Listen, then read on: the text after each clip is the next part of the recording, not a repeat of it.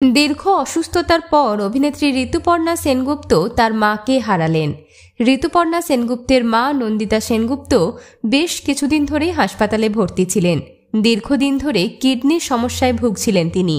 শনিবার বিকেল ৩টে নাগাদ বেসরকারি হাসপাতালে মৃত্যুর কোলে ঢলে পড়লেন অভিনেত্রীর মা। মৃত্যুকালে তার বয়স হয়েছিল ৭৬ বছর। জনপ্রিয় সংবাদ মাধ্যমের তরফে যোগাযোগ করা হয়েছিল অভিনেত্রীর সহায়ক শর্মিষ্ঠা মুখোপাধ্যায়ের সঙ্গে।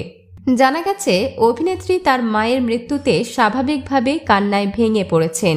এছাড়াও অভিনেত্রীর সহায়ক জানিয়েছেন, তার স্বামী সঞ্জয় চক্রবর্তী মেয়ে রিশনাকে নিয়ে সিঙ্গাপুর থেকে রওনা দিয়েছেন।